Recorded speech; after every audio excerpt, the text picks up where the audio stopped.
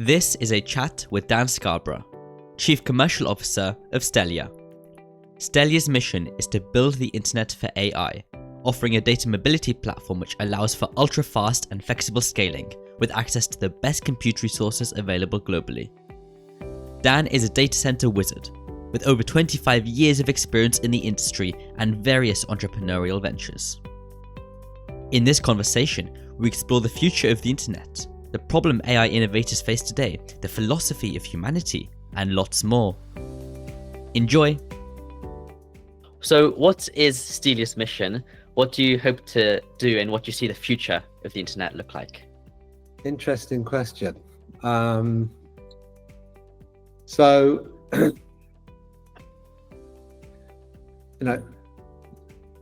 when you look back, it's quite often it's easier to look at things when you look backwards, right? Yeah. So if you look back at the evolution of technology, and you look at how things like computers have changed, phones have changed, right?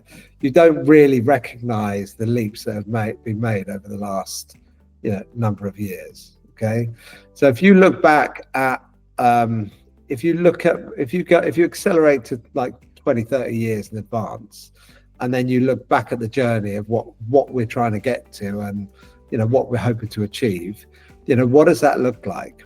And the way that data is moved on a global basis is going to be very different to how it is now. So, in an ideal scenario, our kind of ethos is without boundaries. So how do you create a world where data can move seamlessly without boundaries between different AI or GPU related assets to allow the assimilation of AI into society to enable very positive things? Okay. At the moment, the data that's being transported and how it's being transported, it's going over either the internet, whatever that might be, or legacy telcos that haven't been designed to deal with the volume of data that is going to need to be exchanged in order for us to really truly benefit as a species from the capabilities that are enabled via AI. Why would AI require us to have more capabilities? Why can't we do the computing on a device like a car for a smart car or on a big data center? Why do we need to transfer that much data between different nodes? So let me ask you a question.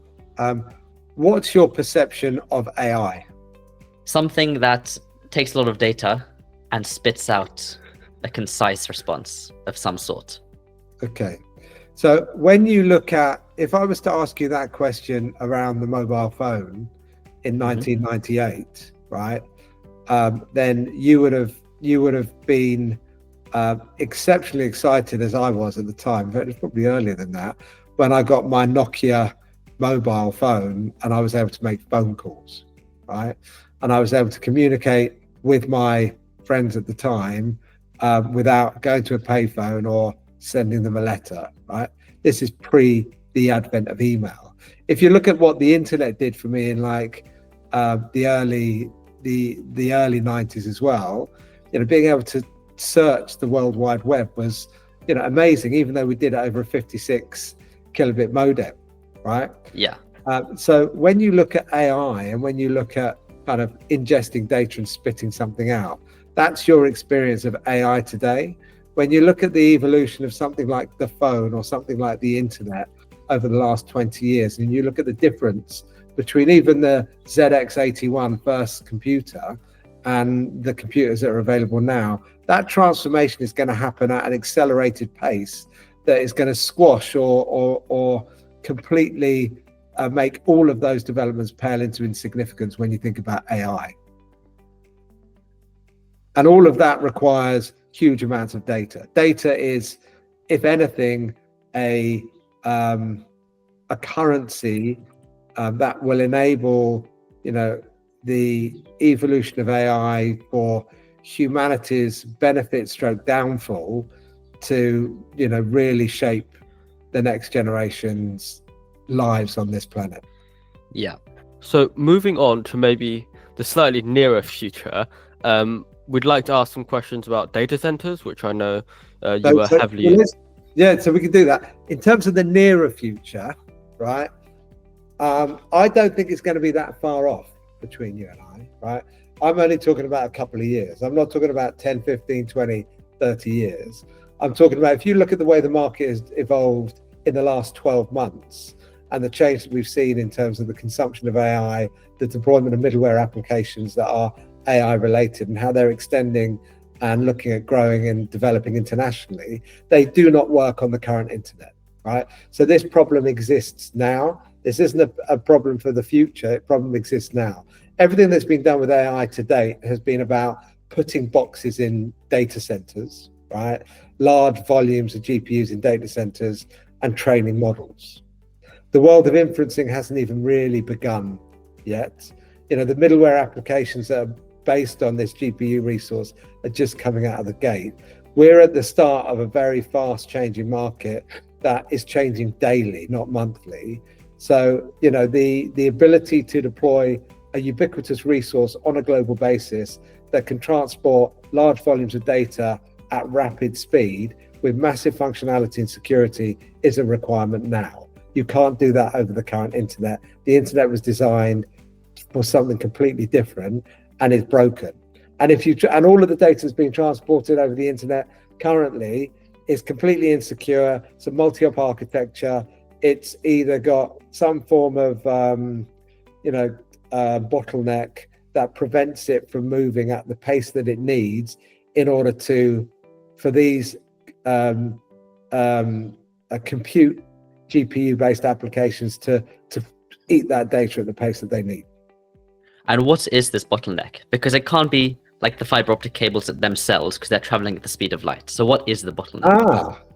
Well, the fiber optic cables themselves are not traveling at the speed of light because they're just cables, right? Yeah. So, you know, optics are optics, fiber is fiber. It's about what you do on top of it. It's about kind of having a hyperscale approach to networking. And if you look at the way that most traditional networks are built, they're built using they're built for multiple customers. So BT, for example, they service, you know, the whole country's customers. They've got a requirement for multiple different types of billing and different systems to run over that. They're running technology that is 20 years out of date. They're running proprietary vendor-based technology. There's a whole vendor lock-in with companies like Cisco that makes them, that fuels their business and pays for all of their staff. There's much more efficient ways of doing things. You've only got to look at things like the Open Compute project, you know, the disaggregation of hardware, how organizations like Meta have developed to a point where they can service, you know, a X billion people on a global basis and build a platform. That all happens at a software layer. There is underlying hardware and the way their network's been built, but it fundamentally happens at a software layer. And AI requires that same ubiquitous access to resource that can't currently be delivered by legacy organizations that are servicing historic markets and haven't adapted their business plan or their technology to be able to deal with the new world of AI that is emerging in real time. Yeah. So I think it would be more accurate to say that, you know, we're building out loads and loads of data centers, and, you know, it's sort of a simultaneous problem in terms of the moving of the data that you're talking about. But I think you mentioned at the State of OpenCon that the power requirements of data centers, is getting so big now that you sort of have to go to where the power is to build data center, and that has a lot of problems with like the infrastructure and sort of being where people are. So let's talk about data centers, right? So the way data centers have evolved, they have been in existence for several decades, and the applications that they've been deploying have been either hyperscale cloud-based applications over the last 15, 20 years for Microsoft and Amazon, but they're basically CPU applications, right? The volume of data that they require has been relatively small. You know, we haven't. If you look at if you go onto the internet and look at an internet minute and how an internet minute has evolved over the last 15 years. An internet minute 10 years ago was like the movement of an email, right? Now an internet minute is all about video content, right? So the way that we're consuming data has changed dramatically. And it's not just about the data centers. The data centers have always been inefficient. They've always been over-engineered. They've always had if you look at the CPU utilization on a major banking hardware in the early 2000s, the utilization of that hardware was under 10%, right? So if anything, we've become a lot more efficient at using the powered data center infrastructure now. Some of these GPU assets run at over 100% utilization. So there's everything from the IT systems that are housed by data centers, where they're located, how they're powered, what level of density there is, all of the additional power infrastructure that's required to make them resilient and reliable and not fall down. There's a whole host of different stuff that's going on there. If you look at the data center industry before AI, and you look at it from a European perspective, the two predominant markets, largest markets in Europe for co-location, which is outsourced delivery of data centers, were London and Frankfurt. Both of those markets were about a gigawatt market. If you look at Dublin's colo market was about 230 megawatts, but their hyperscale data center market was well over a gigawatt. So it's about how you define a data center and what category that is. You then get to the point where probably 10 years ago, things started, the key markets of the flapped markets in Europe, as they're called, Frankfurt, London, Amsterdam, Dublin, and Paris, started running out of power, or started coming up with different ways of making it difficult for data centers to be built in those countries, like the moratorium in Amsterdam, moratorium in Dublin, which is why Dublin's so far behind. So then data center operators started to move into other locations like Milan, Madrid, various other tier 2 markets, and building capacity in those locations. Then accelerate 10 years further on, those markets are starting to run out of power simultaneously. The size of the data centers are growing all the time. So 20 years ago, a large data center was 30 megawatts. 10 years ago, a large data center was 100 megawatts. Now a large data center is several gigawatts. And that's partially been dictated by the thirst for data, right? The crack cocaine that is driving the growth of data center capacity, hyperscales, cloud, AI, and everything are these, right? Humanity is addicted to, their personal engagement with an online world that is continually driving the growth of data.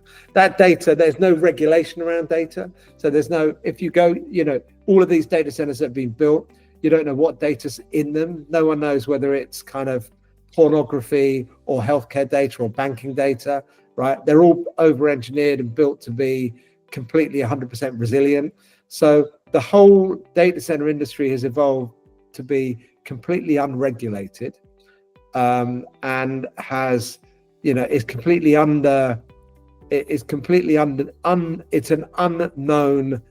an unknown thing, and has been for many years. Like, there are a number of conversations that have happened with senior government officials over the last 15 years where they've asked, where does the cloud live, right?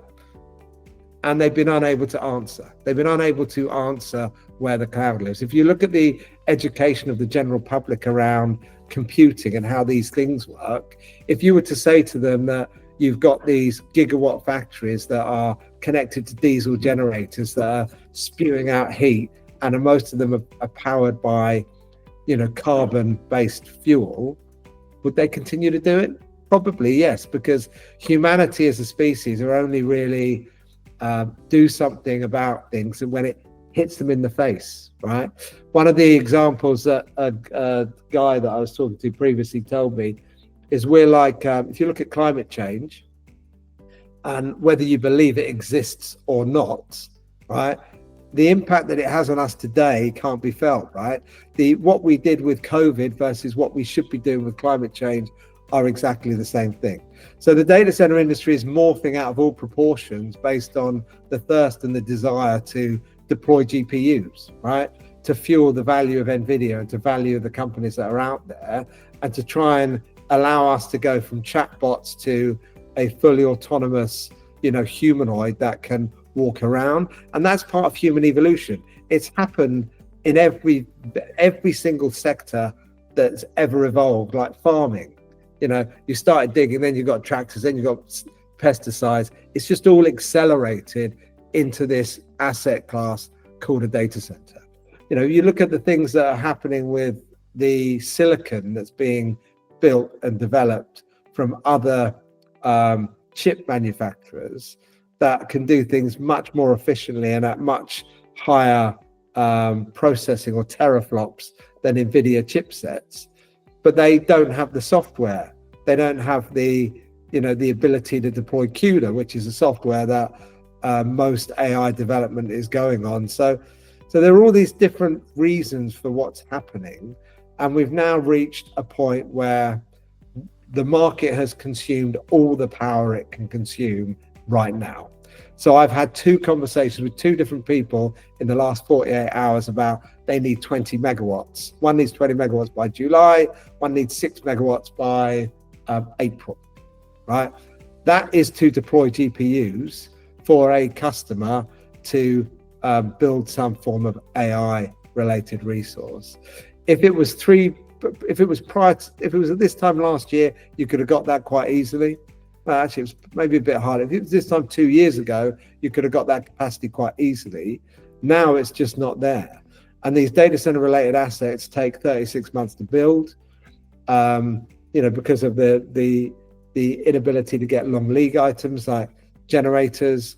You have to go through the planning process to acquire a land asset. So there's a whole host of traditional things that are slowing down the deployment of these types of assets. But it has moved to be less around the traditional availability zones, which is why these concentration of data center assets have been in locations like London, to more about building large scale models which require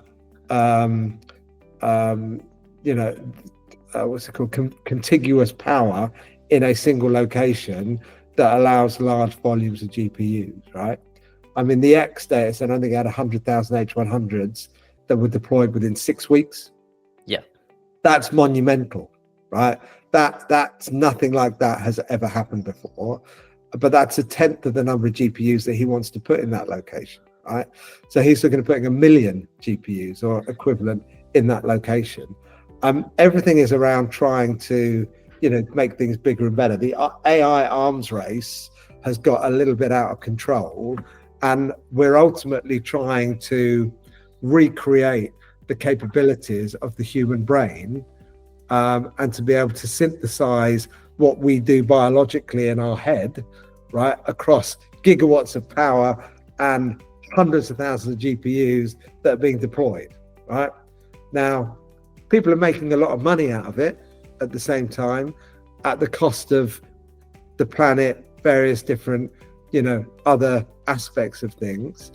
And we're going to reach a point at some point in the future where, we have to work out whether we've done the right thing or not. Is this the right thing? Like quantum computing, is that a better way to go? Biological computing, is that a better way to go?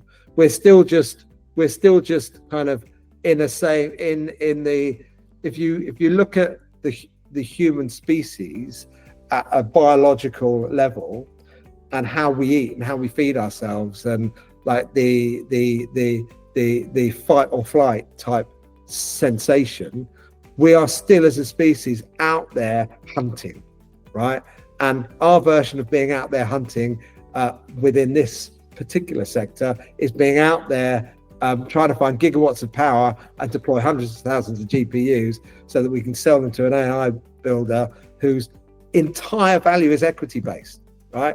If you look at OpenAI, their losses, and some of these numbers are not 100% accurate, their losses last year was something like 24 billion. Is that a really good use of investment in 100, in a gigawatt factory with, billions of dollars in IT assets for a company that's making a 24 billion loss. The reason they're doing it, and they continue to do it, is that they're expecting the value of what they're creating and the value of that asset to humanity and the future of humanity to be trillions of dollars, not billions of dollars lost that they're experiencing at the moment. And that's a gamble, right? That's no different to me going to a casino, taking my life savings, spinning the roulette wheel and sticking it on red, but just over a slightly longer term. Or is it a gamble? Do they know something that we don't know, right? And this is where things become really interesting and exciting. And what I think people need to be able to do is to think outside the box, and think more laterally about subjects and why we're doing what we're doing, and do we really have to do that? You touch on a lot of interesting things, but one thing I wanted to pick up on just briefly is, do you think that in the chase for more AI data centers and more GPUs, that we're essentially just going to completely ignore all the climate goals? I know big tech are missing climate goals. And do you see any hope for us not completely just blowing up our carbon emissions? Yeah, so it's interesting. So I've spent a lot of time looking at carbon emissions and how you calculate the carbon for digital infrastructure, all the way from the application all the way down to the energy generating asset. I think it fundamentally starts with data. I think data needs to be regulated in some form, right? There needs to be some form of identifying a value of data and an environmental importance of data. That isn't currently happening. You then go into the software layer, the amount of software bloat that you see in stuff that's being developed. We don't develop things in the same way that you would do if you had a limited resource. We do it for speed, right? Hopefully AI will improve some of these things and will develop techniques and technology that will make those things better. You then go into the server environment and you look at the way that carbon emissions are calculated from that server environment. There are not enough raw materials on the planet to continue to make the level of silicon that we want. That's why they're now looking at deep sea mining. They're even looking at taking silicon from outer space or raw materials from outer space to satiate the quest and the thirst that we've got for technology. You get into the built environment where you're starting to deploy cement and all of that type of stuff. They're not really calculating their carbon, and then you stick a diesel generator on it, which they should really be capping the diesel generator and capturing their carbon, but they're not. And then most of them are running in locations where the grid delivers power. Hopefully, if you're in Norway, it's renewable. Well, it is renewable in Norway, but then Norway's selling all of their renewable certificates to Germany because yet they sell their rep or their guarantees of origin to another country, because that's something that they can buy a guarantee of origin and say that in Germany, my data center in Germany is actually 100% renewable because I'm buying the certificates of origin of the power that's generated in Norway, right? Now, there are legislation that is coming in to cope with that fact in Europe. There's something called CSRD. I can't remember the acronym, but CSRD is a regulation that means that people will be responsible for reporting their carbon emissions across their entire supply chain. So not just what they've done, because what a lot of organizations have done is that's why we've gone to the cloud. If I go to the cloud, my carbon emissions are no longer my problem, right? They're Amazon's problem. Or if I go to colo, my carbon emissions are no longer my problem. They're the colo operators' emissions, the problem. So CSRD was enforced as of this year, I think, or last year was the first reporting, where you have to report your carbon emissions in a much more detail. The challenge with that is how you measure your carbon emissions, right? To get the granular data. We don't have the underlying ability to even recycle IT equipment in the way that we did. The way things are built is they've been built in a way, in a single life use case. Things are not currently built to last a lifetime. They're built to last for 3 years or a few years because of the economic model around it. And then you've got the power infrastructure underneath it, which, basically the power infrastructure can't keep up with data centers, which is why they're looking at generating assets, or nuclear power and alternative power sourcing. So there's a whole load of development that went on pre-AI about trying to understand the carbon emissions, the climate impact of data centers. And people started to get a little bit more aware of the importance of it. It started to get up to a board level. And they started to try and calculate their end-to-end carbon emissions from a scope 1, 2, 3 basis. And then what happened? Boom, AI, right? So it was already really difficult at the time. People wanted data center capacity as fast as they possibly could. You know, the hyperscalers had a surplus of a gigawatt that they were looking for that they couldn't get for the demand for the customers that were trying to move on to their cloud. Then AI came along, that gigawatt surplus became 3 gigawatts. And everyone's making a load of money by deploying data center capacity for GPUs. There's massive challenges with the rack density going from under 10 kilowatts a rack to 40 to 100 to 200 kilowatts a rack. And so climate change has been put on the shelf a little bit like Donald Trump put it on the shelf, right? For a period of time. Can we afford that time? Definitely not. What will it take to, take it back off the shelf?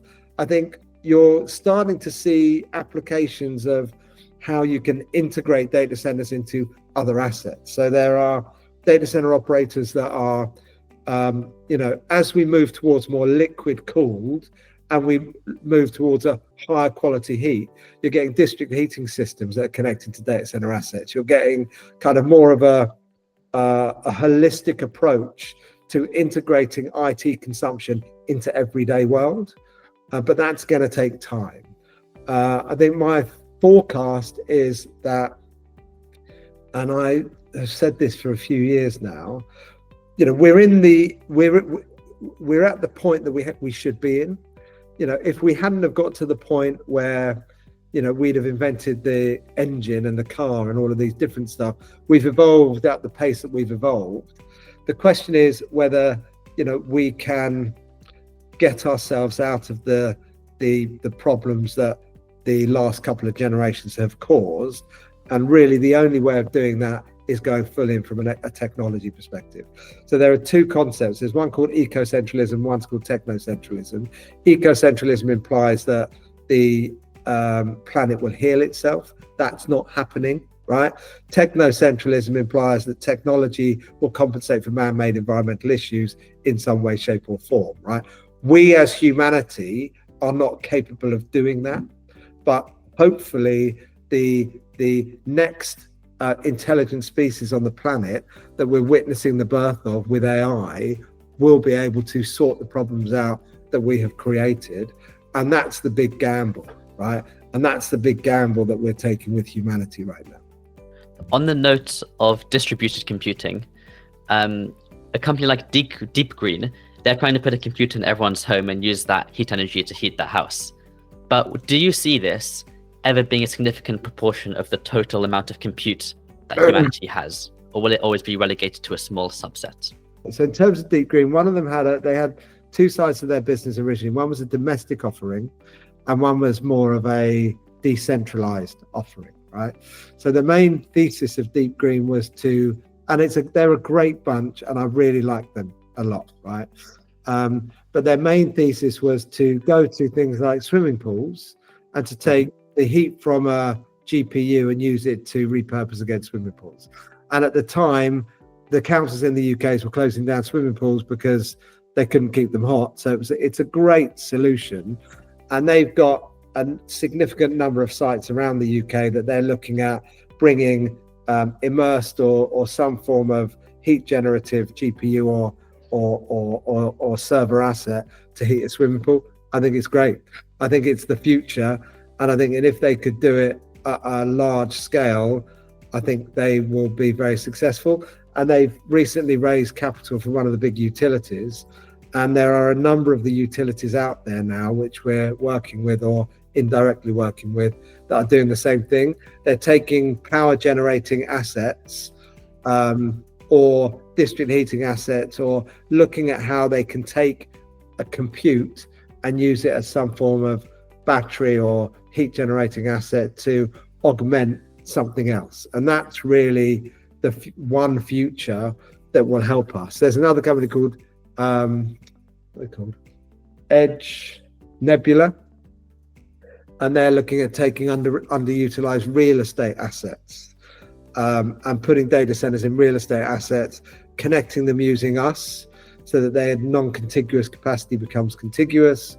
But again, taking stuff where there is stranded power at a grid level and repurposing that stranded power for some GPU or CPU related asset. To do it at a home level, I think it was mentioned in the thing that we did together, they've done in Norway, they've got Bitcoin mining, right? They could put Bitcoin mining machines as heat generating things, and so I think there's definitely a way to do it. I think the technology, someone needs to develop something that is economically viable and allows you to, is priced in such a way that you can use it intermittently. Because at the moment, these assets are more viable if they're used continuously because of the cost of the asset. I think that the price of AI needs to come down. The price of these types of assets needs to come down. I mean, it's a lot of money to deploy 1,000 H100s. It's like 50 million just for the hardware, not including the data center, right? You extrapolate that across a larger number of GPUs, the numbers are astronomical. So I think you will see a bit like the costs kind of become more rational over a period of time. Hopefully you will see that in the market. One of the things that's quite interesting is that the design of data centers is having to change. They're having to make them much more, historically the white space was 70 to 80% of the data center and the MEP was 30%. You're now looking at, with these high density racks that are getting up to well above 200 kilowatts a rack, you've got like 80% of them are MEP and 20% of it is white space. So they're definitely having to shift, and they're also, because of the challenges with long lead items and the inability to get access to the component pieces that you need and the speed to deployment, they're having to change the way they're being built. So they're being there's a lot more kind of investment in prefabrication, offsite, bringing things in, so it's very interesting that the advent of AI has accelerated the way data centers are built and procured, and has made it much more dynamic than it's been historically. So on that topic of getting the chips and getting your hardware in, so I think you talked at State of OpenCon that NVIDIA can sometimes be exciting to work with in terms of releasing really, really much better chips every 12 months. So you have to consider that into your data center plan. Yeah, I think they've got a challenge as a business because, they have to meet their quarterly performance results. So ultimately they're interested in selling GPUs. That's where they make the majority of their money. And they've done a very good job of kind of, getting the market excited about the performance of the GPUs. And if you look at the change in teraflops of the different history of GPUs, there's something called Moore's Law that you might have heard of, where, the transistor halves in size and doubles in performance every 18 months, but generates twice as much heat. That ended a few years ago, and the way that the chips are being developed by NVIDIA has extrapolated that to a huge extent. So I think the GB200 is something like 20,000, and the H100 was 4,000 in a period. I've got a slide of it that I can share with you if you're interested. Within a period of under 12 months. So they're banking on the fact that you can get a much higher output from the chip at a much, albeit a higher energy consumption, but the percentage of output versus energy consumption is significantly detracted. And one of the things that's prevented from data centers from having a larger impact on the environment over the last 20 or 30 years is that Moore's law, because the chips have become more efficient. So the computing power that you've required as we've required as a sector or as a planet, that computing power has been able to get into a smaller amount of power utilization, if you know what I mean. The challenge, the antithesis of that is the Jevons paradox. Have you heard of Jevons paradox? Is that where you the more efficient it gets, sort of the more people try and use it? Yeah, so basically the better something gets, the more people want it. So as we've got more and more efficient, we've required more the demand. I mean, if you think about data, and this is slightly outdated, but a few years ago, the reference point was that every 2 years, humanity produces the entirety of data that's ever been produced in all of data production, right? So in the next 2 years, we will produce more data than been produced historically. That's changing with the advent of AI. That's getting even more prolific, and none of that, you know, I mean, how many photos have you got on your phone? How many emails have you got in your email? How much data have we got? You know, what is the cost of that? Where is that stored? How many times is that being replicated, right? You know, there's no regulation around it. There's no... How do we solve this? Yeah, that's probably the biggest challenge for technology and for us as a species, is how we kind of rationalize and control data, because that's really difficult. Do you regulate it? You know, so do you regulate the amount of data that you're allowed to consume, the number of emails that you're allowed to send? It's like water, isn't it? It's not like, you know, if you were in a country that didn't have a huge amount of water, or we didn't have a huge amount of food, there'd be rationing, right?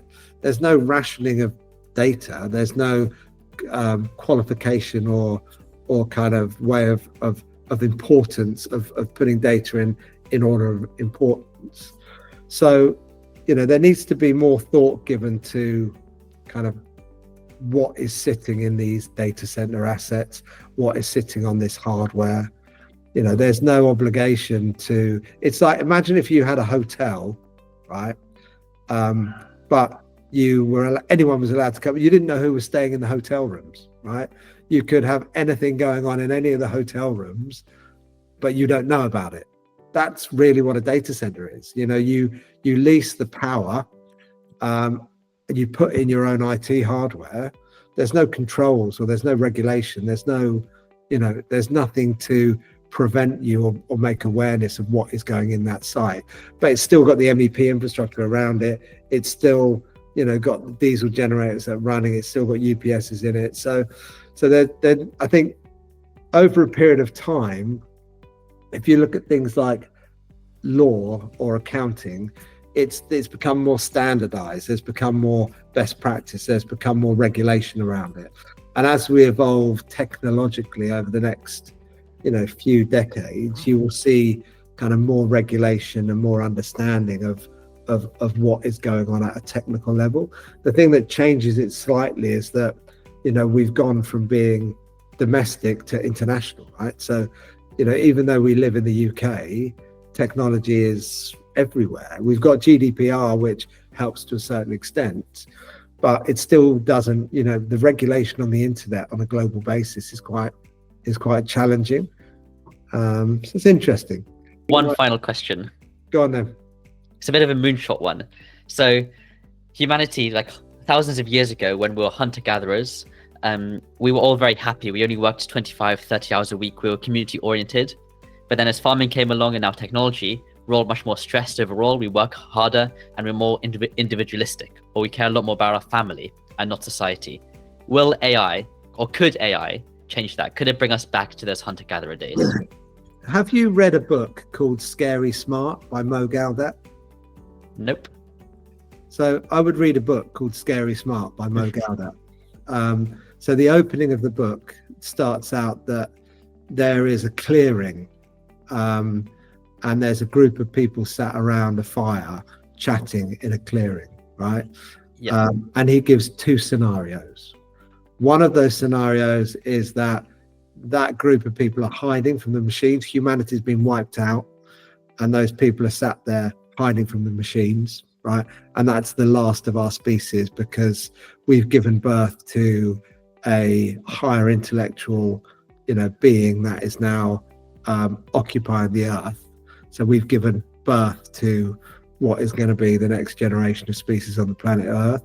The other scenario is that, we've given birth to this next generation of intellect, but we've looked after them and we've nurtured them to such a point where we don't have to work anymore, because we've got this, autonomous Earth that is, everything that needs to happen is being done by machines and AI. And so we're in this, we've gone back to the place where we were several hundred years ago, where we're sat around and we're enjoying ourselves and enjoying human contact in a way that we probably haven't done from a technical perspective. So either could happen.